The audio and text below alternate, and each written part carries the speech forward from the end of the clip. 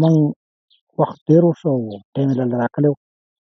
او تر اوسه پورې زما سره پکې چا رابطه هم نه کړې وه. موږ نه چې کوم دی نو دلته هغه راته راکړو. په 17 تاریخ به تاسو ته انشاءالله سهار انشاءالله تاسو ته دغه میلاو شي. نو نن 17 تاریخ همدغه دی روان دی. نه څه چا رابطه وکړه. موږ د باید پاکستان د دې مشرانو نه دا درخواست کوو چې یاره دا خو بیخي موږ د خدای تعالی غریبان نه یو، خو د الله د رضا لپاره تاسو زموږ د اواز او زموږ دا ډېډ باډي چې کوم دی دا موږ ته راورسوئ. کور ډېر غم وروڼه هم خفه دي، ټول خفه دي، خو موږ کوشش دا حکومت پاکستان نه کوو چې موږ د وس شی نه دی، ګنې موږ به پخپله پسې تللي وي، خو موږ نه هغه ځای لیدلی دی، نه راته پته شته چې دا څنګه تللی دی څنګه نه دی تللی. او زه سوال دا کوم چې د الله د رضا لپاره کوم زموږ په دې علاقه کې چې دا کوم حالات دي، نو ټول باجه وډز راسه او دا ګاونډ راسه ټول څه کې په غموارې چې شپه هم خوب نشته. اوس هماغلته خلک ناست دي، کور نه ډک دی، مور یې اوس هغه ورځ د سفارتخانې یې کړی وه، ویل چې یاره په موږ تاسو ته تقریبا چې هغو موږ ته تقریبا چې 15 تاریخ 14 تاریخ چې په 14 تاریخ به موږ تاسو ته دغه کړو، خو نن پکې 14 تاریخ هم لاړو ته 17 تاریخ دی او 17 تاریخ کې موږ په ځان نه پوهېږو چې یاره څه حساب دی. نو کو چېرته الله مهربانه شي او یاره خدای راباندې رحم وکړي نو تکلیف ډېر زیات دی. نن زموږ شپږمه ورځ او دا د دې تقریبا ټوټل 17 دین به کېدی شي چې وشو. نه خلک بیخي نمبر نشته. ما له یو سړي نمبر راکړ، زه به تا ته تقریبا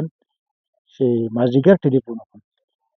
او بېرته چې کوم دی نو ما ورته مازدیګر ټلیفون کاوه، هغه ټلیفون یې مې راپسې مصرفه کړی دی. دا نمبر یې مې راسره جس کې راسره دی، وړو نمبر کوم تاسو دې نمبر کېدای شي زما د موبایل کې پرېښي تاسو ته رابطه وکړي. نمبر د پاکستان دی د پاکستان پېښور نه راغلي وو او د شپې څه 9 بجې وې او نه راسره بېرته رابطه کوي او نه یې راته دا ویل چې که خو دا یې راته وویل چې یاره زه به انشاءالله لکه دومره زه د شپې په عذاب کړم چې خار هسپتال ته هم بوتلم، خار د هسپتال نه بیا چې کوم دی نو ویل نه دا خو دلته نه دی، پاټک ته بوتلم، پاټک کې انتظار وکړي، خبرې کولې ورځه درته انشاءالله تعالی سبا به زه تا ته دغه درکړم چې کېدای شي څه بل سبا لا تقریبا چې نن یې دا شپږمه ورځ او هغه سړی به راته تر ما سره پورې اوسه پورې رابطه کوي چې د الله د رضا لپاره زموږ کوم مشران چې او زموږ د اواز دی اوري او بیا ستاسو په وساطت باندې چې تاسو دلته راغلي یاست،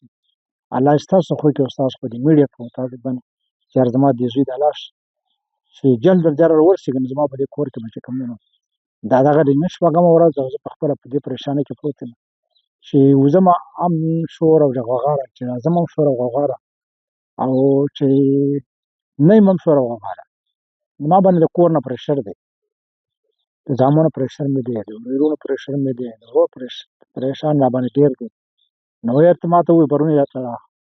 مور راپاڅېده ویل چې ته اوس هم لا په کور کې بیا ولیدلې ده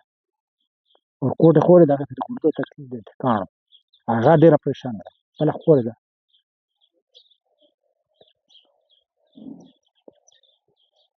د کراچۍ نه راغلې ده هغه هم پرېشانه ده،